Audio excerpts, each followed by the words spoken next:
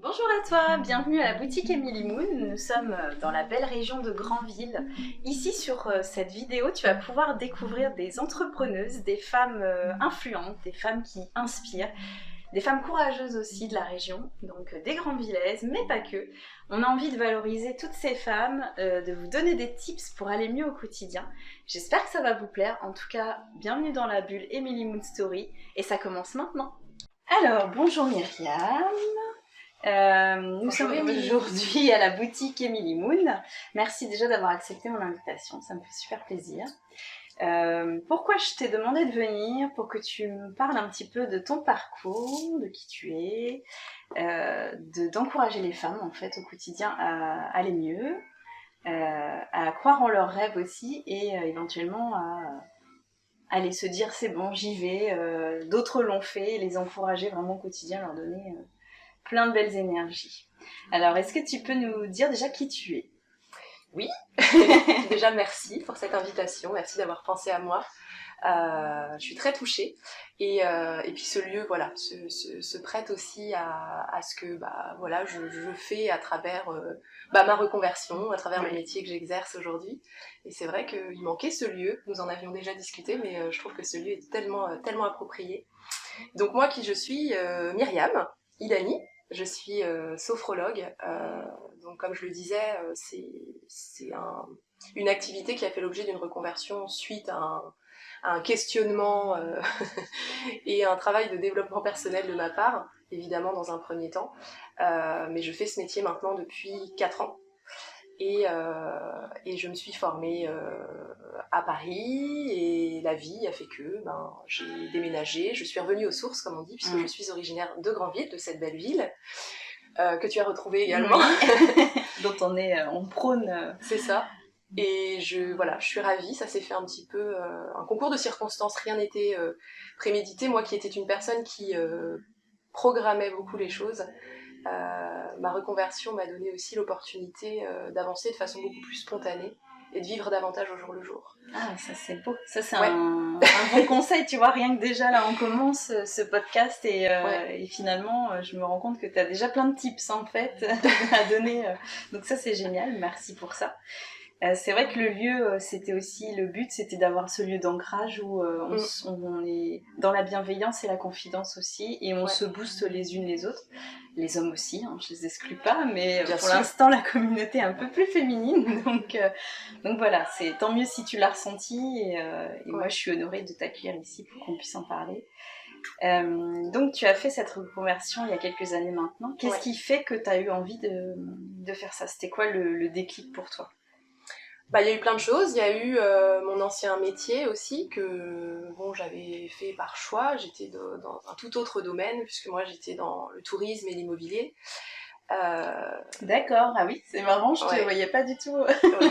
Oui, j'y ai travaillé pendant 10 ans, j'ai beaucoup appris, ça a été très très très formateur, notamment surtout, et j'en parle aussi un peu sur mon site et dans mon parcours, parce que je parle pas de moi pour parler de moi, mais pour me présenter et pour dire que voilà, plein de choses sont possibles et qu'on n'est pas des ovnis, on a tous des envies, des appétences. Après la vie fait qu'à un moment donné on fait ses choix parce que faut manger, parce que c'est ça. On est aussi porté par des conventions assez lourdes, et en tout cas je pense que c'est aussi générationnel et qu'on est plusieurs à être dans ce cas de figure. Mais je ne regrette absolument pas parce que ça m'a fait découvrir le monde de l'entreprise. En plus j'étais à Paris, donc j'étais un peu dans le vortex. Oui, dans le mouvement start-up. J'ai été éprouvée pendant quelques années. À la fois c'était génial parce que j'ai fait des super rencontres et c'était très riche parce que j'ai fait beaucoup de choses. Mais à un moment donné, parallèlement à ma vie personnelle, j'ai été très vite oppressée, acculée, toujours jamais l'impression d'être assez efficace. Ça m'a vite rattrapée en fait. Manquer de légitimité, alors que je peux pas dire que j'excellais, parce que je serais très mal placée pour dire ça. Mais j'avais pas le recul nécessaire pour dire à un moment donné qu'est-ce que je fais de bien, qu'est-ce que je fais de mal. J'étais vraiment oppressée par tout ce qui m'entourait, quoi. Le rythme, le mode de vie, le fait d'avoir de ne pas décevoir ton entourage, que ce soit patron, famille, toujours être au top, c'est un faux barème, évidemment. Ouais, oui, c'est une pression constante sur les épaules, quoi. Exactement, c'est tout à fait ça. Et puis tout simplement, à un moment donné, mon corps s'est exprimé, parce que j'étais quand même très à l'écoute de mon corps, la vie faisant que. J'ai eu des parcours dans ma jeunesse, voilà, une enfance qui a été celle que j'ai eue, voilà, une famille, des rencontres qui font que. Et puis à un moment donné, ça ne collait plus, quoi. J'ai été absorbée émotionnellement, physiquement. C'est mon corps qui a parlé en premier. C'est ça. J'ai senti arriver ce fameux mot qui se démocratise énormément, qui est le burn-out, mais qui est une vraie maladie. Et qui avant, oui, tu as raison de dire que ça se démocratise, parce qu'avant, on n'assumait pas de dire j'ai fait un burn-out. Et je pense qu'on est 80% ou 70% de personnes à en avoir fait déjà un. Ouais. Parce que c'est quand même assez Clairement. récurrent. Moi-même, j'en ai déjà fait 2, donc je sais. Mais c'est souvent l'élément de départ, en fait, d'une reconversion ou d'un changement de vie. C'est souvent ce truc déclencheur de se dire je suis au fond du trou, là, faut que je m'écoute parce que sinon ça va mal finir. Et tu as raison de dire que c'est le corps qui parle, parce qu'on en a déjà parlé en atelier, et c'est complètement vrai. Si tu n'écoutes pas ton âme et tes émotions et tout ce que tu refoules, ton corps, lui, va mettre les signaux d'alarme en disant attention, parce que là, ça ne va plus. Et quand ça arrive sur le corps, c'est que déjà, on a mis le temps avant d'écouter. Exactement. Ouais, et puis on met alors quand on est assez réceptif à ce qui peut se passer autour de nous, c'est déjà un premier pas, mais tout le monde n'est pas capable de le faire tout de suite, parce que on n'en prend pas forcément conscience, on a peur, parce que la peur prend quand même pas mal le dessus à ce moment-là. Le sortir de sa zone de confort aussi, complètement. Tout réapprendre, tout recommencer, ça fait toujours peur. C'est clair que c'est des démarches, c'est de l'énergie, et quand ça dépasse comme ça, en général, on n'a plus du tout d'énergie, parce qu'on est en mode chamallow. En fait, le cerveau lâche prise c'est un système de défense aussi, pour pas toucher le fond du fond. Exactement. Donc on est en mode, il se met en pause, un peu en veille, le temps qu'on récupère. Donc c'est souvent l'élément déclencheur, j'ai remarqué. Exactement. Et comme tu dis, c'est qu'il y a un temps de latence, vraiment, et moi je l'ai vécu comme ça, où il se passe quelque chose, donc c'est physique, hein, après la tête et le corps sont liés, on le sait, et on le répète, et on ne cessera de le répéter. Je fais un métier d'harmonisation quand même, mais oui, t'as ces premiers éléments physiques, et puis à un moment donné, l'émotionnel prend le dessus.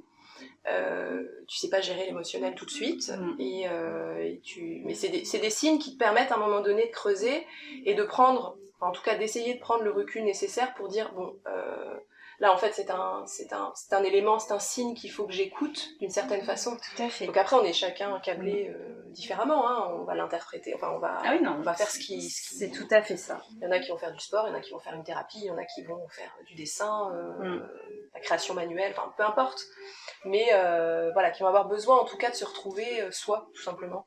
C'est ça, et du coup c'est ce signal d'alarme qui te dit écoute-toi, change de vie, fais-le maintenant. Et les 3/4 des entrepreneuses que j'ai pu écouter en podcast, moi avant d'ouvrir la boutique, c'était ça en fait, c'était vraiment je suis dans un travail qui me démolit mentalement, et elles font souvent des listes en fait, le pour, le contre, et c'est là qu'il se passe un truc, et c'est assez magique, parce qu'en fait notre subconscient nous fait déprimer, mais c'est pour la bonne cause, c'est pour aller vers des choses qui nous ressemblent. Donc voilà, aujourd'hui tu prônes le bien-être. Et oui, je prône le bien-être à travers cette reconversion qui a pris du temps, puisqu'effectivement le temps aussi de prendre le recul, puis la vie personnelle qui fait que y a quand même des choses à gérer quand on a mis des choses en branle justement, et on ne peut pas dire je claque des doigts et puis j'efface tout et je recommence. On va se faire. Donc ça a mis du temps, parce qu'il a fallu partir de Paris, et puis être suffisamment aussi armé, se former, quitter un ancien environnement qui était celui que j'avais, et puis une vie sentimentale aussi qui a changé, qui a évolué. Rien n'arrive par hasard, de toute façon. Voilà, cette phrase, c'est mon mantra. Donc. Tu vois, je l'ai posté il y a pas longtemps sur Emily on the Moon, parce que justement, toutes mes clientes me disent « T'es arrivé au bon moment, rien n'arrive par hasard ». 12 seconds later. Mais donc oui, effectivement, donc cette formation enfin en tout cas la sophrologie qui a vu le jour parce que moi-même j'ai commencé par faire de la sophrologie pour moi. D'accord. Pour justement affronter ton point de départ pour aller mieux. Ouais, pour affronter justement ce nouveau chemin, ce nouveau parcours, dans quel sens je vais le prendre. En tout cas, commencer par prendre soin de moi parce que comme je te le disais, voilà, mon corps, ma tête, c'était déconnecté tout ça et à la fois j'avais des signaux très évocateurs. Et donc j'ai arrêté mon travail, assez brutalement quand même.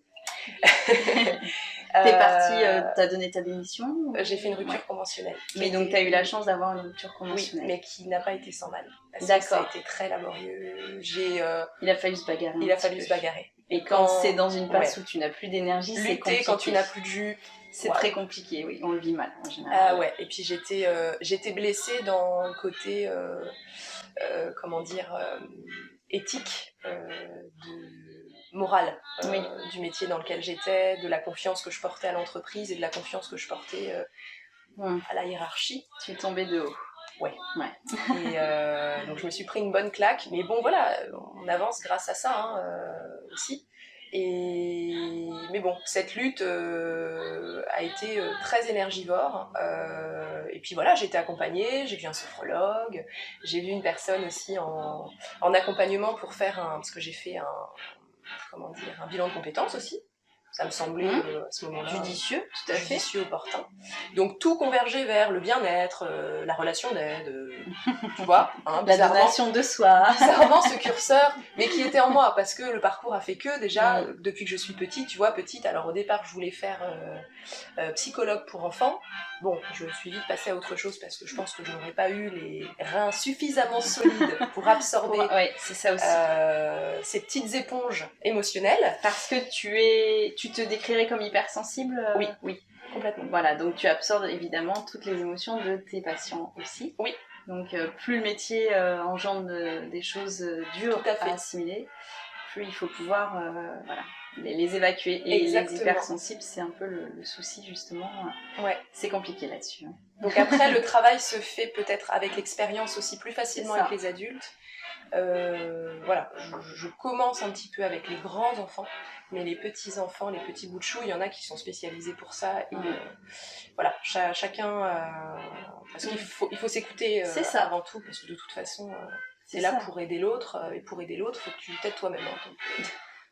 C'est comme en amour, si tu t'aimes pas toi-même, déjà tu n'es pas rayonnante et tu peux pas attirer de l'amour. Donc, ou en tout cas tu attires des personnes qui ne te méritent pas. Et voilà. Mais complètement. C'est un échange tout le temps, donc j'imagine bien que dans ton travail, il faut quand même avoir les épaules solides parce que à la boutique, je vois déjà, on est en pleine confidence puisque c'est un café bienveillant aussi en dehors de l'artisanat. Et on se confie, et donc j'absorbe aussi, et en tant qu'hypersensible, c'est vrai que des fois je rentre, je suis vannée, mais pas forcément parce que le flux il a été hyper speed toute la journée ou négatif, mais parce que j'ai épongé, donc, et l'éponge est pleine, donc c'est ça. Donc il y a ce temps où tu rentres chez toi qu'il faut déjà, ce laps de temps où tu t'isoles un petit peu pour pouvoir évacuer tout ça. Tout à fait. Et donc, c'est ok si tu pleures, c'est ok si tu craques, c'est ok si tu prends un temps pour toi toute seule pour évacuer toute cette énergie. Enfin, moi, je l'apprends au fur et à mesure, mais c'est vrai que des fois, on enchaîne et on ne s'autorise pas à évacuer toutes ces choses qu'on a épongées. Non, mais c'est vrai. Mais donc, il faut vider le vase, parfois. Le trop-plein, oui, complètement. Ouais. Est-ce que tu es dans plusieurs projets puisque tu es aussi dans les vitrines de Grandville, donc notre ville normande dans la Manche, le petit Monaco du Nord. Comment tu fais pour jongler avec toutes tes casquettes ? Disons que elles sont parfaitement distinctes.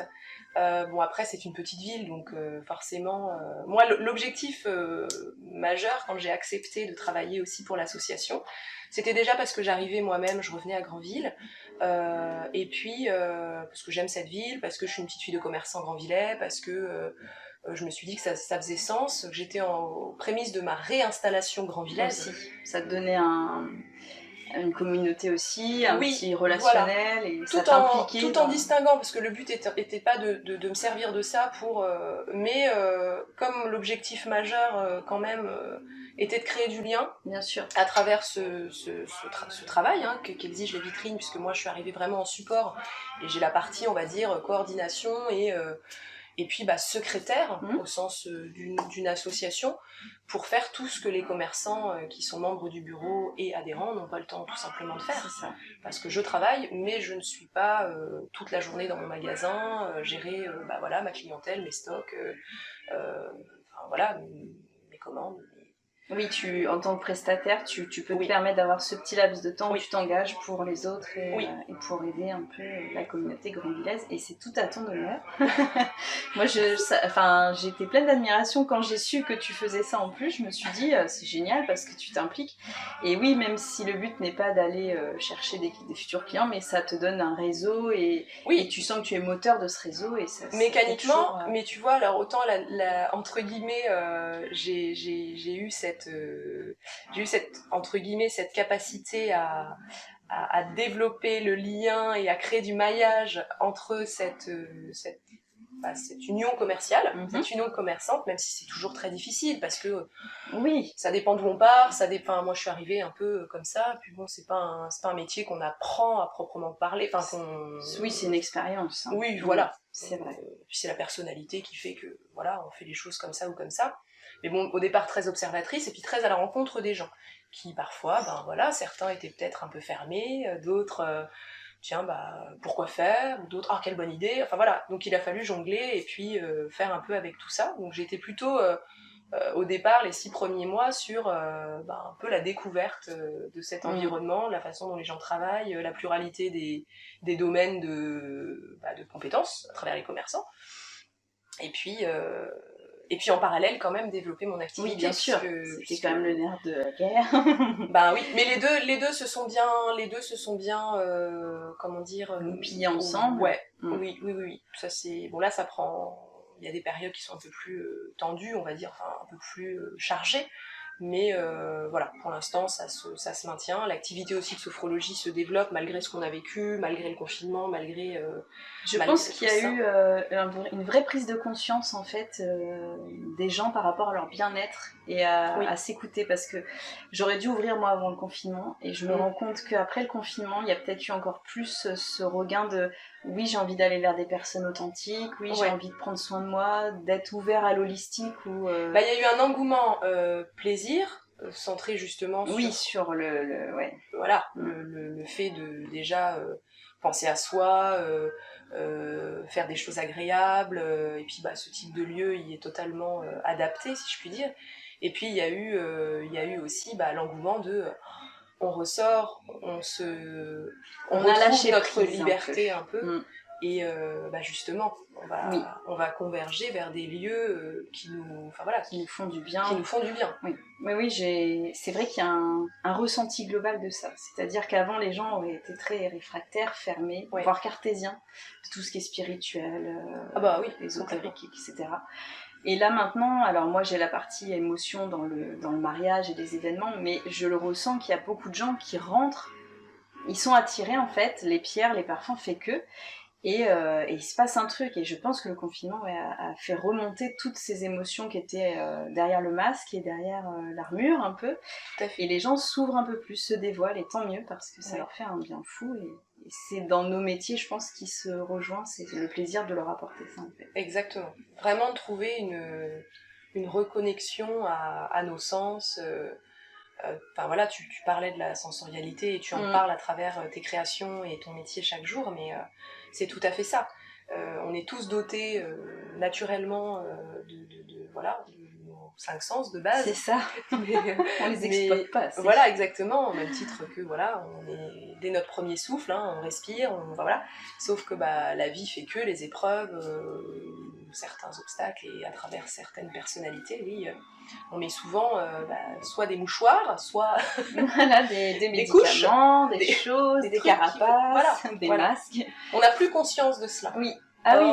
Et je pense que, alors beaucoup de mes clientes, j'ai remarqué, il se passe un truc entre 28 et 35 ans, il y a ce déclic de burn-out souvent, mais c'est l'âge en fait, et elles me disent en fait, c'est soit je m'écoute et je m'initie au développement personnel et je reformate tout, soit je continue dans ma lancée et je vais me casser la binette et voire avoir développé une maladie parce que je n'écoute rien du tout. Et même, j'ai remarqué que d'un point de vue maladie, justement, tu as beaucoup de femmes qui développent un cancer du sein, de la rétention, enfin des problèmes de reins, etc. Et c'est souvent passé ce cap. Et je pense qu'elles ont cet instinct de se dire, attention, t'es pas heureuse, t'es pas épanouie, il se passe un truc. Et si tu persistes, ton corps, clairement, va te le faire payer. Exactement. Et c'est vraiment un déclic d'une tranche d'âge que j'ai constaté à la boutique. Et si tu avais des conseils, des petits tips à donner, à pratiquer du bien-être au quotidien, en plus de venir éventuellement te voir, qu'est-ce que tu dirais aux gens de mettre en place Eh bien, je dirais... tu parlais de cette petite liste tout à l'heure. C'est un très très bon exercice de faire un peu, pas le pour et le contre, mais... qu'est-ce que j'aime, qu'est-ce que je n'aime pas, qu'est-ce qui me dérange, qu'est-ce qui me dérange pas. Enfin bon bref, faire une sorte... petit bilan. Ouais, une sorte de petit état des lieux de soi. C'est ça. C'est une introspection, donc c'est un premier travail, c'est pas forcément évident, c'est pas un exercice... Mais le fait déjà de se pencher, prendre 10 minutes, un quart d'heure, 20 minutes selon le temps qu'on a, se mettre dans un lieu quand même assez... qui préserve. Propice à ce moment. Ouais. Parce que faut pas que le téléphone sonne, faut pas que mais ça force, ça oblige, si je puis dire aussi, à prendre le temps pour se poser. C'est ça. Et ça nécessite pas d'écrire un roman, c'est juste se poser sur soi et ça peut être aussi en parallèle prendre un bouquin, lire quelques lignes, écouter une musique agréable. Mais ça commence et ça passe par ça, au même titre que moi je vais dire, oui voilà, c'est ça. C'est vraiment le bilan, où est-ce que j'en suis, je sens que j'ai des signes précurseurs de mal-être, ou c'est ça. Prendre il se passe quelque chose. Donc, moi de toute façon, dans toutes mes séances et dans les prémices d'accompagnement, je commence par ça, je pense que j'initie aussi certaines personnes à se dire à un moment donné, parce que certains arrivent, ils savent, d'autres ils ne savent absolument pas à quoi ils vont s'attendre, à quelle sauce ils vont être mangés, mais ils sont parfois très surpris et agréablement surpris du fait que je leur dise non, pour l'instant je pose, en fait je ne vous demande rien, l'objectif c'est je vais vous poser quelques questions, vous vous laissez porter, un peu comme ce qu'on est en train de faire là toutes les deux. Voilà, et au début, les gens se disent, je vais bien voir, puis ils se rendent bien compte, et très rapidement, que, oui, en fait, c'est pas désagréable. Voilà. Elle me fait un petit peu parler, mais voilà, sans rentrer dans l'intime, le but, c'est pas du tout de désorienter la personne ou de la mettre mal à l'aise. Le but, c'est justement d'être dans un échange assez fluide et spontané, et que, juste... Rien que par les mots, souvent il y a des déclics et puis des choses qui se... Surtout que toi, tu es une personne, on va dire, extérieure à leur vie, donc forcément, il y a la confidence, elle est plus facile à... Ouais, en tout cas, pour certains... Il y a une timidité en premier abord, ou peut-être une barrière, mais le fait que c'est quelqu'un d'extérieur, souvent, ça peut aider. Exactement. Tu décrirais la sophrologie comme quelque chose de moderne, Comment est-ce que tu la décrirais en fait, en tout cas celle que toi tu pratiques? C'est moderne, c'est ultra moderne, même si maintenant ça existe depuis quand même les années 60, mais ça a été créé et développé quand même par un neuropsychiatre, donc c'est quand même de base issu de diverses recherches de la part d'un grand médecin. Qui après s'est inspiré d'autres choses, donc grosse ouverture d'esprit quand même, mais qui s'est juste rendu compte que la partie allopathique ne suffisait pas justement à dire à un moment donné la personne peut régler tel ou tel mot MAUX, ou permettre aussi de rajouter un bénéfice à l'intégration d'un traitement le cas échéant. Pour permettre justement retrouver cet alignement entre le corps, l'esprit et notre cœur, nos émotions. Donc voilà, inspiration de techniques occidentales évidemment, mais aussi orientales. On s'inspire en sophrologie et c'est en ça que c'est ancestral et moderne. Donc tu as la phénoménologie, tu as la pleine conscience, tu as le relâchement musculaire, et puis à côté de ça, tu as quand même le zen, le yoga, il y a énormément de techniques qui viennent, je dirais, s'imbriquer dans cette technique qu'est la sophrologie aujourd'hui, pour en faire quelque chose de riche, mais à la fois d'accessible et de facile n'est pas le mot, mais disons que c'est accessible, vraiment. C'est à la portée de chacun. Et c'est un petit peu... c'est aussi pour ça qu'éventuellement les initiations à la boutique sont intéressantes, parce que c'est dédramatiser un peu le fait d'aller voir un sophrologue. Il y a des gens qui savent pas ce que c'est. Et puis le mot fait peur parfois. Voilà, ça, de moins en moins, mais le mot fait peur. On pense tout de suite médecine, mentale. C'est vrai que déjà à l'époque on disait on va chez un psy, tout de suite ça faisait ah bon t'as des problèmes, t'es bizarre. Non, bon, ça c'est dédramatiser un petit peu, exactement. Mais c'est le but aussi de faire ce genre d'initiation ou de rencontres bien-être, de salons de bien-être où les gens découvrent et se rendent compte que non, c'est comme d'aller faire un sport, s'inscrire en septembre. Tout à fait. Voilà, enfin moi je le vois vraiment comme se faire du bien. Alors ça peut être dans le mouvement, ça peut être dans le mental. Et, c'est ludique maintenant. Et c'est en ça que c'est moderne, parce qu'après le but c'est aussi de s'adapter à notre environnement, à nos modes de vie. Mais la modernité s'instaure spontanément. Alors après ça dépend aussi, parce que chaque sophrologue... thérapeute en général apporte, je dirais, sa patte, oui, bien sûr. Oui, c'est normal. Mais tu vois, justement, à travers des ateliers, des thématiques variées, à travers une communication aussi adaptée, pédagogique. Tu vois, on dit la sophrologie, le mot sophrologie peut-être un peu plus doux que sophrologue. Oui, c'est vrai. Bizarrement. Hein, c'est le je m'en suis rendu compte. Qui claque un peu, je pense. Ça met une barrière. Et pourtant, étymologiquement, c'est l'étude de la conscience harmonieuse. Ouais, c'est ça. Donc c'est vrai que bon bah voilà, si on en revient à notre langage de base, au latin et au voilà, ça fait pas peur du tout. Et au contraire, ça ne peut faire que du bien. Et l'approche est vraiment douce, progressive, et puis on sait quand elle commence, on sait quand elle se termine. L'avantage de ce type de technique, parce qu'elle est à la fois utilisée, j'utilise pas beaucoup le mot thérapie, hein, mais parce qu'elle est à la fois utilisée en complément thérapeutique, et à la fois en développement personnel. A few moments later. Ah oui, c'est ce qu'on disait, on en parlait avec Pipa qui est actuellement avec nous puisqu'il fait partie du projet de podcast et de ces interviews de femmes qui inspirent et qui donnent envie d'aller mieux au quotidien. Oui, à partir du moment où tu rentres dans cette sphère de communauté bien-être, tu te rends compte qu'il y a plein de choses, tu en apprends tous les jours et c'est une source inépuisable. Ah oui. C'est génial. Ah oui. Donc tant mieux, parce qu'on n'a pas fini de tout connaître et je pense que... c'est ce qui en fait sa richesse en fait, et c'est ça que j'ai vraiment, moi le déclic que j'ai eu quand j'ai commencé pour moi à faire de la sophrologie, je peux vraiment parler d'un déclic dont j'avais besoin, mais qui à ce moment-là, mais qui s'est vraiment révélé comme tel, parce que justement, le champ des possibles s'est ouvert et je me suis dit, enfin quelque chose qui va me permettre en fait d'aller un petit peu plus loin, de pas être coincée dans des barrières qu'on m'impose ou que je m'impose par peur ou par... voilà. Parce que ça réunissait cette synergie avec les gens, donc l'échange, le partage, donc la rencontre, et puis à la fois avoir des outils pour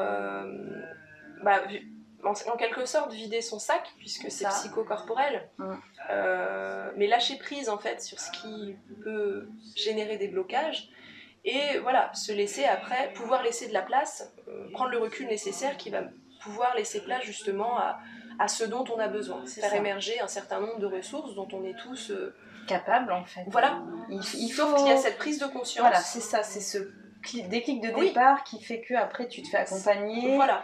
Tu reformates un peu ta façon de penser, surtout si tu as des pensées limitantes, de ne pas t'octroyer le droit à tes émotions, etc. Exactement. Et de t'écouter, et là, de là, se fait un chemin qui peut être merveilleux en fait. Il y a tellement d'opportunités qui s'ouvrent à toi après. Donc c'est un très bon point de départ, la sophrologie. One eternity later. Alors, on va clôturer ce beau moment, parce que là, on vient de faire une petite pause entre deux, on a bien rigolé. Donc on est un peu dans le rire, tant mieux. Quelles sont tes ambitions ou tes projets pour l'année à venir? Et si tu as une petite phrase, un mantra de fin que tu as envie de donner, je pense que j'ai déjà une petite idée, mais voilà, c'est le moment C'est le moment. Les projets pour l'avenir. Ou tes souhaits, quelles sont tes aspirations en cette année? Qu'est-ce que tu te souhaites en fait? Je souhaite pouvoir continuer à faire ce que j'aime dans les conditions dans lesquelles je peux les faire. Toujours pouvoir m'adapter, somme toute, malgré tout, aux conditions dans lesquelles aussi on évolue. Donc j'évite trop de me projeter, vraiment, parce que la projection elle peut être anxiogène un peu aussi. Oui. Donc continuer à développer le cabinet, développer les ateliers. Là j'ai ouvert des créneaux pour des différentes séances de groupe que je propose sur des thématiques selon les besoins des personnes, quand on peut réunir un petit peu sur des petits groupes des thématiques. Sinon, c'est génial ça. Ouais. Et d'ailleurs, alors je reviens juste là-dessus, mais tu fais aussi des partenariats des fois. Alors j'ai oublié son nom, qui fait du yoga. Lucie Lelièvre. Voilà. Et vous lancez des choses des fois sur des villes différentes qui sont super ludiques. Et, enfin, je trouve ça génial. C'est vrai qu'on n'en a pas parlé, mais c'est plutôt une bonne idée aussi ça. Donc je te souhaite de continuer. Ça c'est des choses qui me et qui nous tiennent à cœur, parce que je pense que je peux parler pour elle aussi. Parce que le yoga aussi, elle saura en parler le moment venu, le cas échéant, si jamais bien sûr, elle sera la bienvenue à la boutique. À la rencontrer à ce niveau-là, mais très beau parcours aussi, reconversion, et en fait nous sommes entre guillemets amis aussi en dehors de nos métiers respectifs. Donc on s'est un petit peu accompagné, suivi, elle a fait cette reconversion elle aussi dans le yoga. On a voulu très vite et naturellement proposer ce type d'association, parce que déjà ça fait sens, et puis que ça enrichit, et encore une fois ça permet d'ouvrir le champ des possibles, et ludique, un petit peu, la perception des gens, sachant qu'on est avant tout, alors oui il y a toujours cette notion d'image, de la façon dont les gens vont dire, vont se positionner par rapport à ce que leur vision leur transmet, mais là on est tout de suite dans l'action, et on est tout de suite dans la pratique, mais bienveillante, et dans la découverte. Donc les gens tout de suite sont totalement à l'aise, et se disent j'ai bien fait de venir. Oui, c'est plutôt génial en fait. C'est ça. Et puis on est vraiment nous dans le plus de spontanéité possible, et le plus de naturel possible, et surtout prôner l'accessibilité, et que les gens puissent venir à ce type d'atelier accessible à tous, en se disant en fait c'est facile, c'est ça, il n'y a pas de barrière, on y vient avec une copine, on y vient avec une maman, on y vient avec peu importe, et puis on partage un temps pour soi, quoi. Et ça c'est très à travers ce type d'atelier, ou des week-ends bien-être aussi, que Lucie développe de plus en plus avec le yoga, et puis des intervenants externes. Oui, d'ailleurs, il faudra vraiment que je me rapproche d'elle parce que vous pouvez aussi animer, alors petit aparté dans le podcast, là, mais vous pouvez aussi animer des mini-sessions découvertes à la boutique pour expliquer un peu ce que vous faites, et de façon très ludique. Donc ça, oui, il faudra qu'on... Mais nous en reparlerons. Tout à fait. Toujours cette communauté bienveillante qui a envie de faire plein de choses à Grandville, et on va porter cette ville de toute façon. Ça va devenir la référence du bien-être et de la bienveillance. Exactement. Donc vraiment prenez l'ouverture de ça, des techniques, ou de ce qu'on peut proposer à travers ce qu'on fait, nos métiers, le développement personnel, toutes ces petites choses qui sont très utiles à tout à chacun. Pouvoir aussi à travers le partenariat, parce que moi c'était vraiment c'était pas une clé d'entrée, mais ça me tenait vraiment à cœur, parce que j'ai vécu dans des grandes villes, et ce côté très fermé, chacun pour soi, j'en ai souffert moi de ça, et en plus ce n'est pas dans mon ADN. Much later.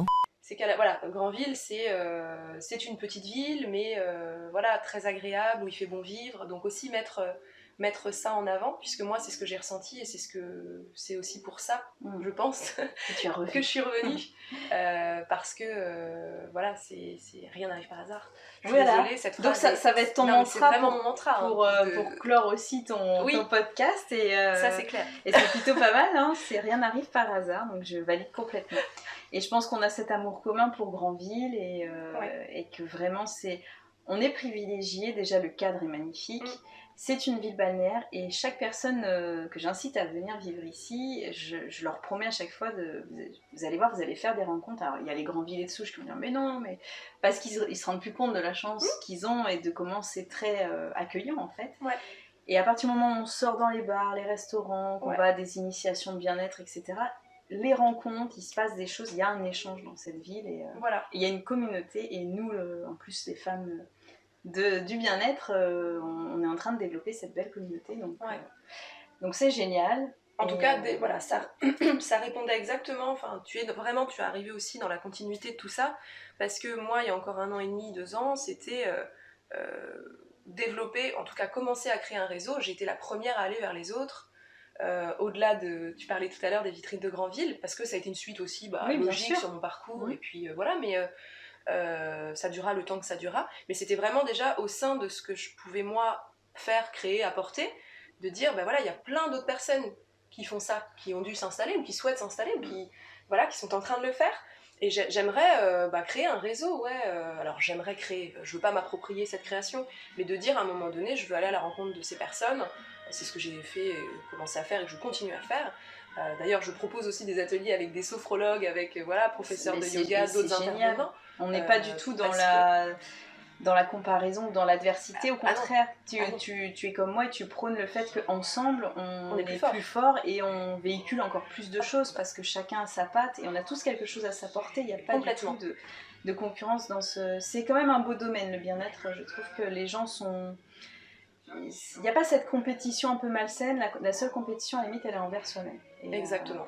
Et j'ai envie de clôturer un petit peu ce podcast en disant que l'adversité, oui, voilà, elle est face à toi-même et que si tu as besoin d'aller mieux, si tu es sur Granville dans la Manche ou en Basse-Normandie, je t'invite à aller voir Myriam, qui est une très belle personne. En tout cas, moi j'ai eu un grand coup de cœur pour elle dès la première initiation quand j'ai ouvert la boutique.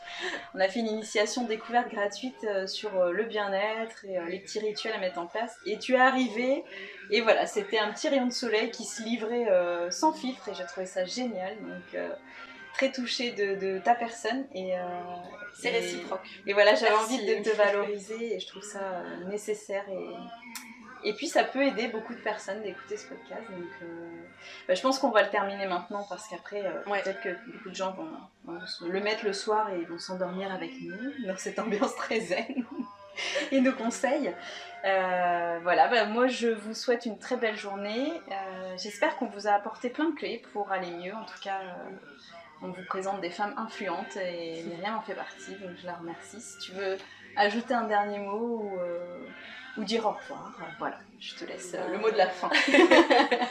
Je vous dis au revoir et écoutez-vous, prenez soin de vous et profitez du moment présent. Ouais.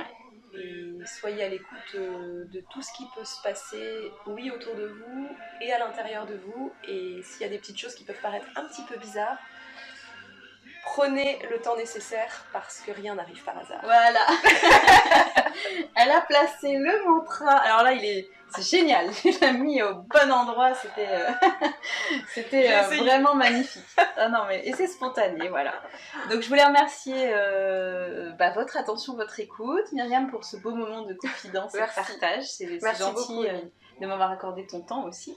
Et Pipa, bien sûr, qui est mon acolyte dans tout ce qui est logistique. Merci Pipa de nous accompagner. Oui, il y a un homme quand même avec nous dans la team Emily Moods.